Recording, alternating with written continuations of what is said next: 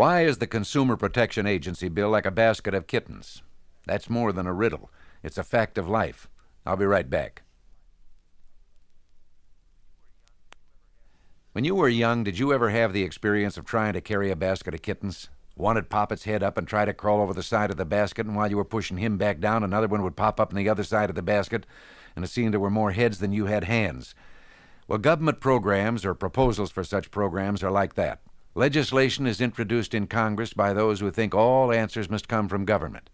When they're defeated, too many of us relax and think, well, that's that. But just like those kittens' heads, they keep popping up until they're eventually passed. Take the so-called Consumer Protection Agency Act. Actually, it would have created a big new federal government bureau which would have the power to supersede all other government agencies, plus the power to take records and trade secrets from businesses and industries and make them public. The bill drew strong opposition from those on Capitol Hill, Democrats and Republicans alike, who don't like the idea of government playing Big Brother and who resent the idea of using consumerism to promote the notion that people are too dumb to buy a box of cornflakes without being cheated, but are smart enough to choose protectors in government who can run their lives for them.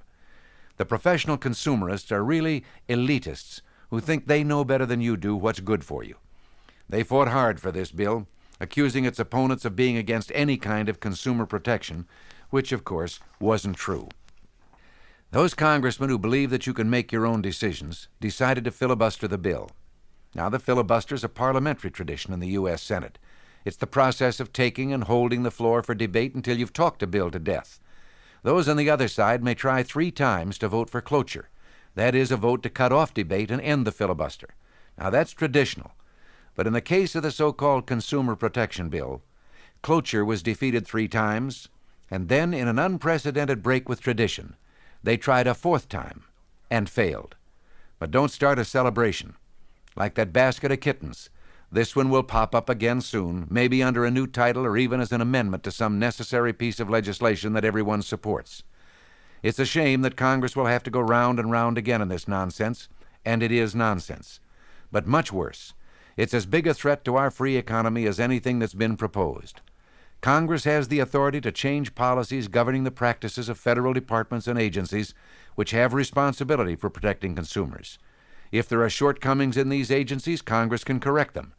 To create a competing, overlapping new agency is just plain irresponsible. If you owned a store and found that one of its departments was below par, you'd consider changing management policies or personnel or prices. But you certainly wouldn't try to solve the problem by opening a store across the street to compete with yourself. Yet that's what the promoters of the Consumer Protection Agency were doing. So be ready to write your congressman, because it'll soon be time again to push the kittens back in the basket. The proponents of the Consumer Protection Agency are so optimistic they're going to try this next time for an even stronger bill.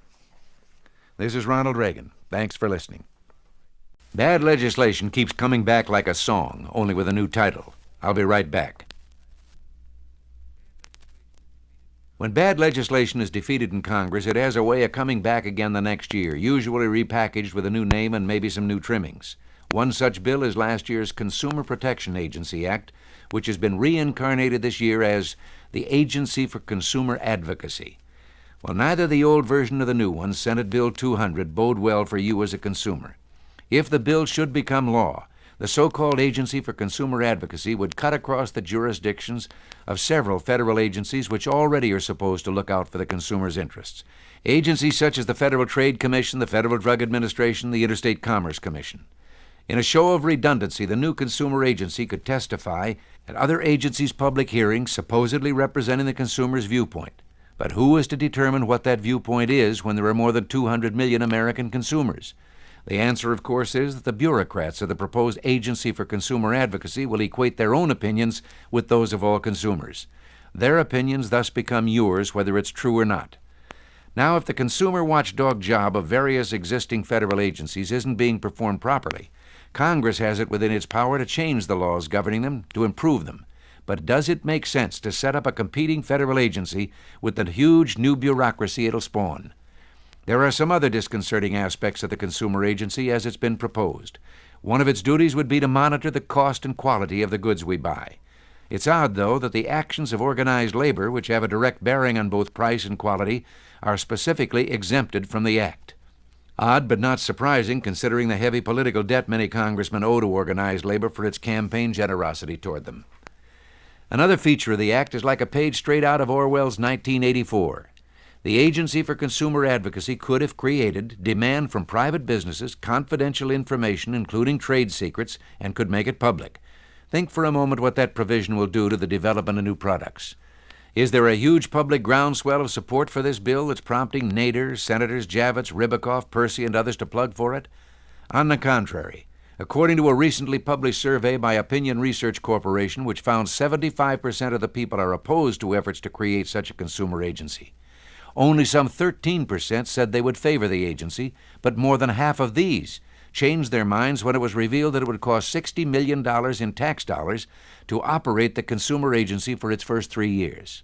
Of those polled, 59% say they were usually treated fairly by business, and another 27% went a step further and said they were almost always treated fairly. Thus, a total of 86% registered approval. By contrast, only 13% said they've been unfairly treated as consumers. Now, that's quite a testimony to the ability of the free market to adjust to consumers' changing demands and needs and tastes, particularly in the face of a barrage of criticism by professional consumerists such as Ralph Nader, aided by members of Congress who still don't understand that the people are tired of having their hard-earned money thrown away on yet more bureaucracies which interfere with their daily lives. Next time you sit down at your desk, drop one of those lawmakers in Washington a note and tell him what you think of Senate Bill 200, the consumer agency that almost no one wants. This is Ronald Reagan. Thanks for listening.